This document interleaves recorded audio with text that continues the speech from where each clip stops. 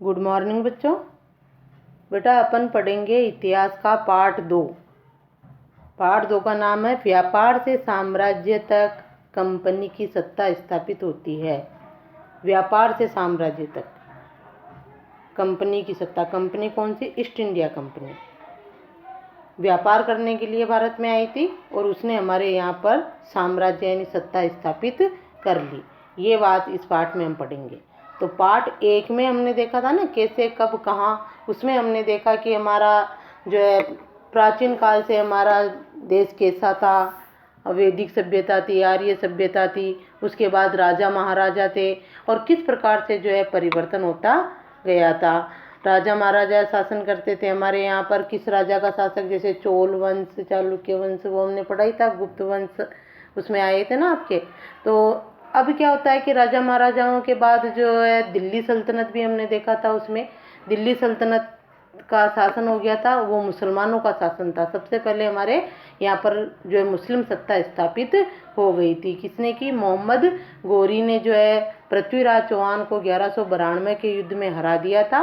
पृथ्वीराज चौहान दिल्ली का शासक था, उसको 1192 में तराइन के युद्ध में हराया और जो है मोहम्मद गोरी ने अपना अधिकार कर लिया था। बाद में मोहम्मद गोरी तो चला गया था अपने देश और यहाँ की सत्ता जो है दिल्ली की अपने दास कुतुबुद्दीन ऐबक को दे दी थी उसने।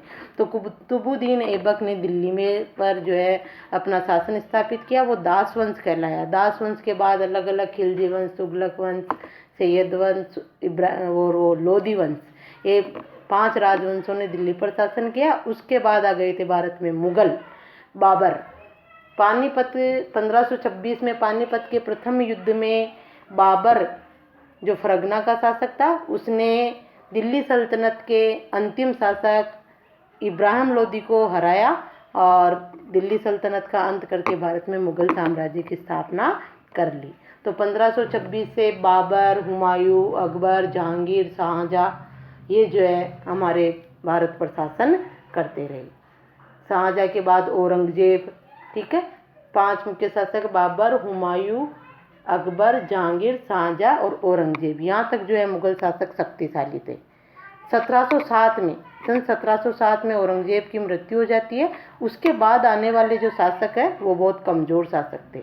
वैसे जो मुगल शासक जहांगीर था उस समय ही जो है आ गए थे अंग्रेज तो हमारे यहाँ पर भारत में, और जहांगीर से ही उन्होंने जो है व्यापार की अनुमति ले ली थी। लेकिन उस समय उनका व्यापार सीमित था और व्यापारी कंपनियां भी थी व्यापार करने वाली, तो उस समय ये इतने प्रभावशाली नहीं थे। औरंगजेब खुद शक्तिशाली शासक था तो औरंगजेब ने भी उनको जो है आगे नहीं बढ़ने दिया। लेकिन औरंगजेब के बाद आने वाले मुगल शासक क्या थे?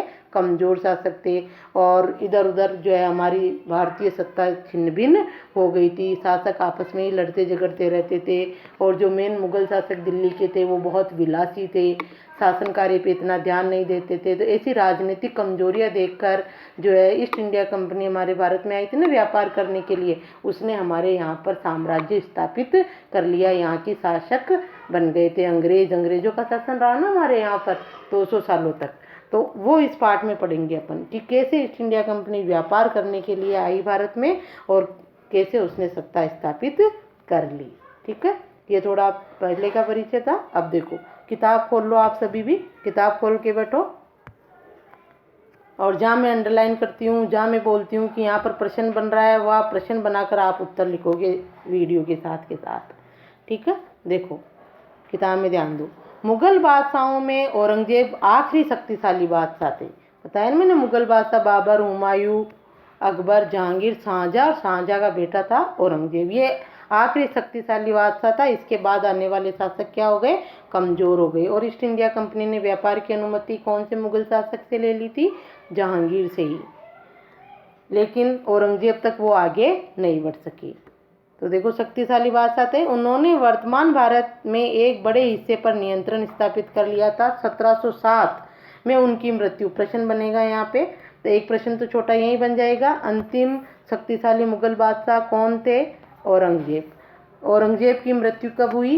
1707 ईस्वी में। ये 2 प्रश्न बन गए छोटे छोटे आपके। ठीक है, ये आपको साथ के साथ कर लेने हैं वीडियो देख के।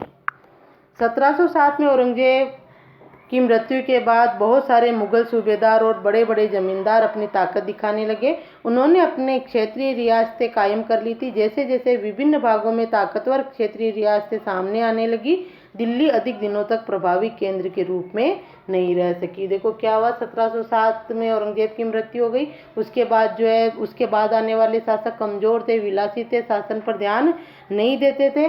तो जो जिन क्षेत्रों पर औरंगजेब ने अन्य मुगल बादशाहों ने अधिकार कर रखे थे ना, सूबेदार थे वो, यानी वो अधिकार तो किसका था, मुगल बादशाह का था, लेकिन वो वहाँ के सूबेदार नियुक्त करते थे मुगल बादशाही। तो वो क्या करे कि वो सूबेदार मुगल दरबार छोड़ छोड़ के चले गए और अपने अपने क्षेत्र में चले गए। जैसे आपके जैसे हैदर अली कर्नाटक मैसूर का शासक था, वो वहाँ आ गया, अवध में आ गया, मुर्शिद कुली खां अवध में आ गया। बंगाल का शासक, पहले दिल्ली पर का अधिकार था बंगाल पे, लेकिन बंगाल का शासक भी बंगाल चला गया और अपने आप को दिल्ली से उन्होंने स्वतंत्र कर लिया और अलग अलग रियासतें स्थापित कर ली है ना सूबेदारों ने। और बड़े बड़े जमींदार ताकत दिखाने लग गए। जब शासक शक्तिशाली नहीं था तो इनके दांव पे चल गए और ये जो है अपनी अलग अलग रियासतें स्थापित करके शासन करने लग गए। इस तरह भारत की एकता समाप्त होने लग गई। तो दिल्ली कोई प्रभावी केंद्र नहीं रहा। अब मुगल बादशाह की कौन सुने।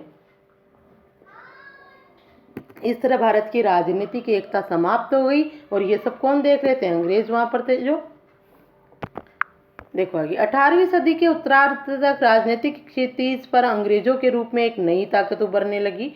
अब ये 1707 है ना, मतलब 18वीं सदी का शुरुआत है 1707, और 18वीं सदी के उत्तरार्ध में यानी बीतने वाली थी उस समय। अब 100 सालों ने देखते देखते 1707 के बाद ही चल रहा था, अंग्रेज देख रहे थे। तो 18वीं शताब्दी के उत्तरार्ध में यानी 40-50 साल तक इन्होंने ये स्थिति देखी अंग्रेजों ने। तो अब जो है भारत की राजनीति पर किसका अधिकार होने लग गया, अंग्रेजों का। अंग्रेज नई ताकत के रूप में उभरने लग गई भारत की इस तरह की फूट को देखकर।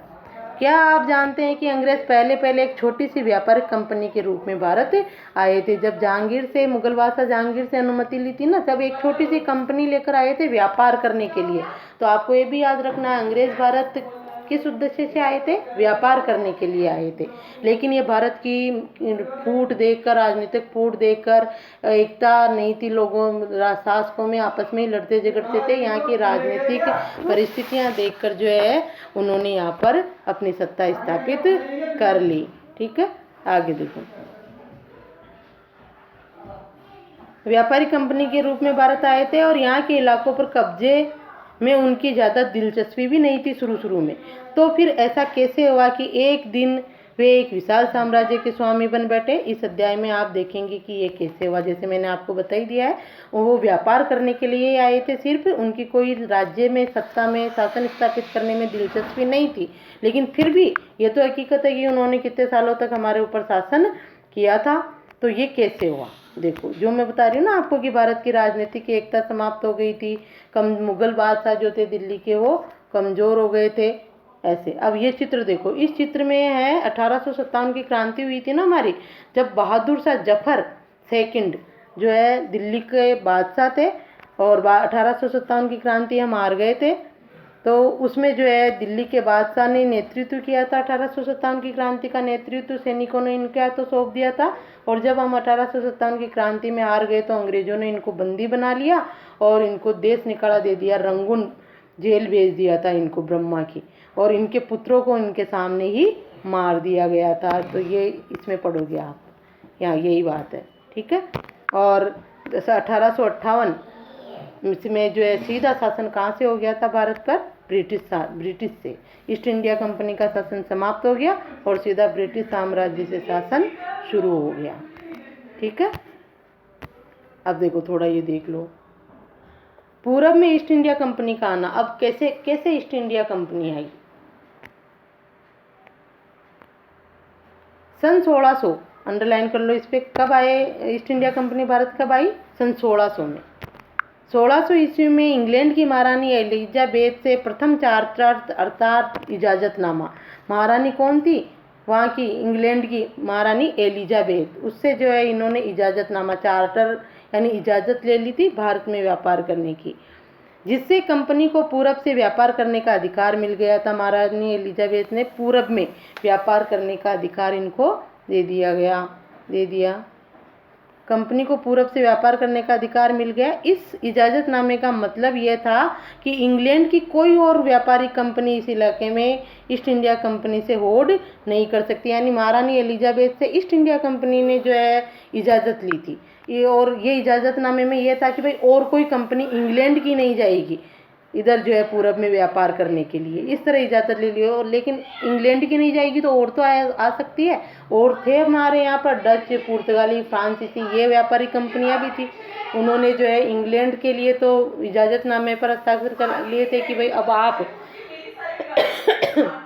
और किसी कंपनी को पूरब में व्यापार करने की इजाज़त नहीं दोगे। किसको कहे थे? महारानी एलिजाबेथ को। ठीक है, इजाज़तनामे का मतलब यही था। ठीक है, इजाज़तनामे में यही था। हाँ बेटा देखो, ध्यान दो।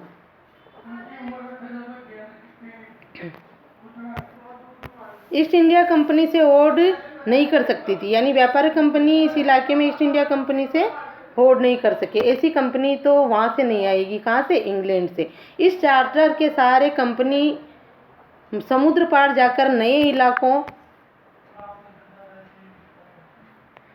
इस चार्टर, कौन सा चार्टर? जो महारानी एलिजाबेथ ने दिया। इस चार्टर के सारे कंपनी समुद्र पार जाकर नए इलाकों को खंगाल सकती थी। वहां से सस्ती कीमत पर चीज़ें खरीदकर उन्हें यूरोप में ऊंची कीमत पर बेच सकती थी। कंपनी को दूसरे अंग्रेज व्यापारी कंपनियों से प्रतिस्पर्धा का कोई भय नहीं था।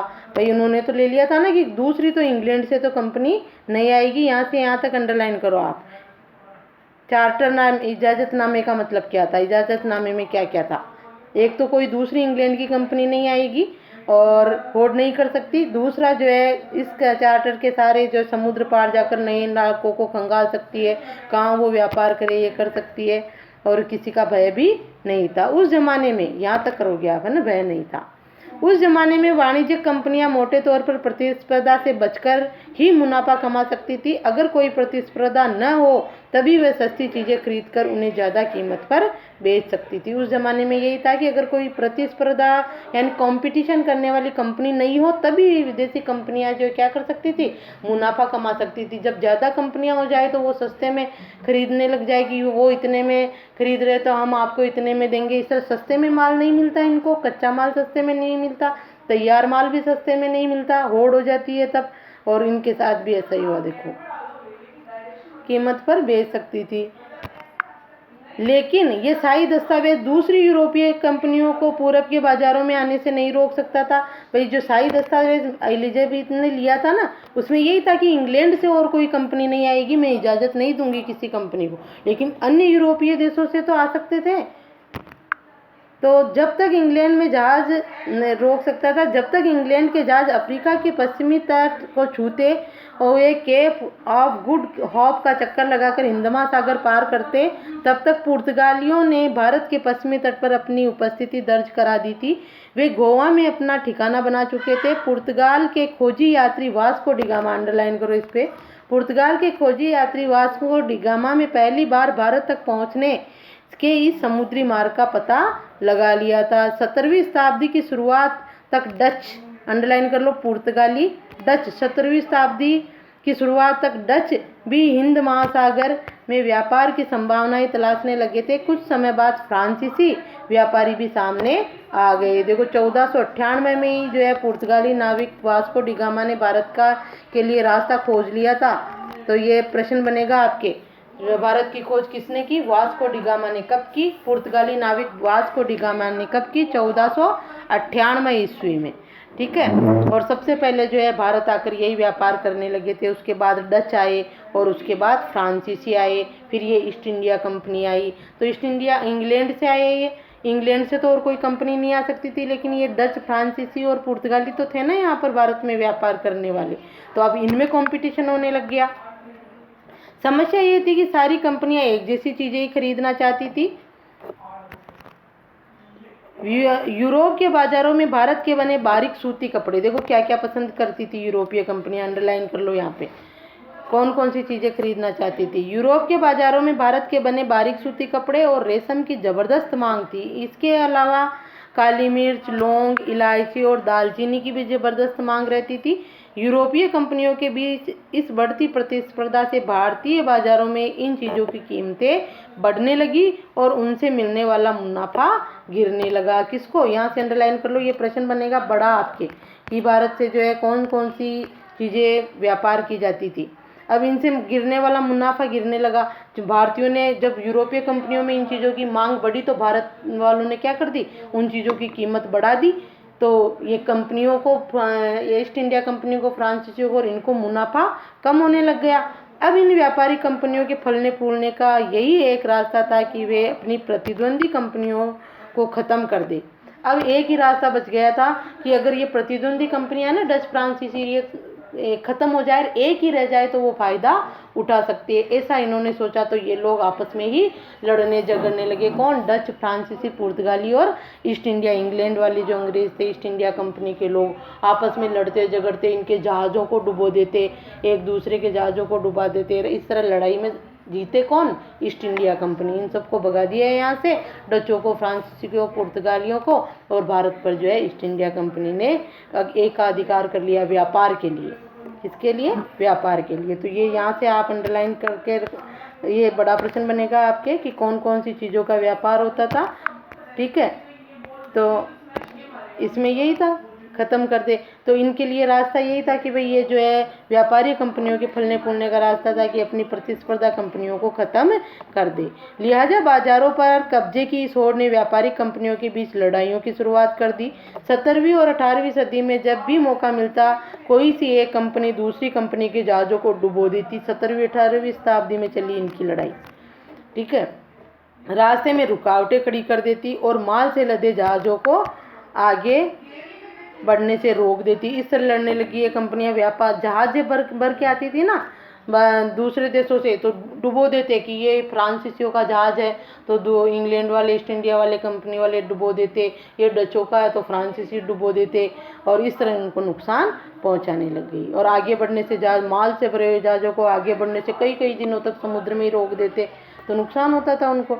ये व्यापार हथियारों के माध्यम से चल रहा था और व्यापारिक चौकियों को किलेबंदी के जरिए सुरक्षित रखा जाता था। जो जहाँ व्यापार की चौकियाँ थी ना, जहाँ बंदरगाह पर जहाज माल भरा जाता था और उतारा जाता था, इस तरह का जो था, उन पर किलेबंदी होने लग गई और हथियार के बल पर, बंदूक की नोक पर जो है व्यापार होने लग गया। बंदूक की नोक पर जो जीता वो भारत में रह गया। जीता कौन, ईस्ट इंडिया कंपनी। इन सबको भगा दिया।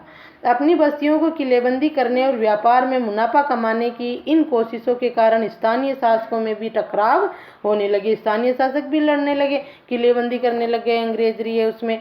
इस प्रकार व्यापार और राजनीति एक दूसरे से अलग रखना कंपनी के लिए मुश्किल होता जा रहा था। आइए देखिए ये कैसा हुआ। ईस्ट इंडिया कंपनी बंगाल से व्यापार शुरू करती है। सबसे पहले ईस्ट इंडिया कंपनी ने बंगाल पर अधिकार किया था। ठीक है, तो अब ऐसे में क्या हुआ कि ये लड़ रहे थे ना आपस में, फ्रांसीसी, डच, पुर्तगाली, ईस्ट इंडिया कंपनी, ये लोग लड़ रहे थे, किलेबंदी करने लगे। अपने व्यापार की चौकियों पर किले बनाकर उनको सुरक्षित रखना, माल को सुरक्षित रखना, ऐसे करने लगे। इससे स्थानीय शासक जो थे उनमें भी टकराव होने लगे। वो लोग इन पर प्रतिबंध लगाते थे इन कि भाई आप, तुम हमारे राज्य में ऐसा क्यों कर रहे हो, किलेबंदी क्यों कर रहे हो। तो ऐसे में क्या था, इनको उन शासकों से तो संबंध अच्छे मधुर बनाना जरूरी हो गया था।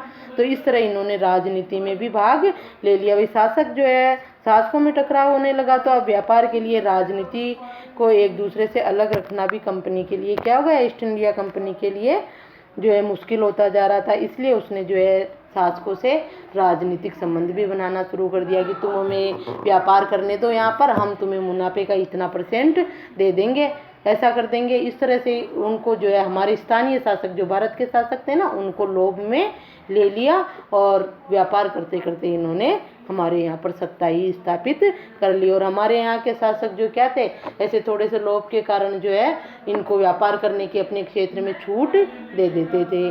तो धीरे धीरे इन्होंने हमारा सारा साम्राज्य ही छीन लिया और हमारे भारत के शासक बन गए। अब हम आगे इसी को पढ़ेंगे कि किस प्रकार इन्होंने सत्ता स्थापित की। और आप ये ध्यान रखोगे बाहरी कंपनियां कौन कौन सी थी, डच, फ्रांसीसी, पुर्तगाली और ईस्ट इंडिया कंपनी। और ये इनमें जीती कौन, east India company. East India company ने बंदूक की नोक पर व्यापार किया और इन कंपनियों को यहाँ से भगा दिया। पहले तो इनके व्यापारिक क्षेत्र सीमित कर दिए कि तुम यहाँ तक ही शासन करोगे, फिर धीरे धीरे इनको निकाल बाहर किया। ठीक है, तो आप बेटा ये अच्छा पाठ है, पढ़ोगे, जो जो मैंने प्रश्न बताए छोटे वो लिखोगे, आप होमवर्क करोगे छोटे प्रश्न।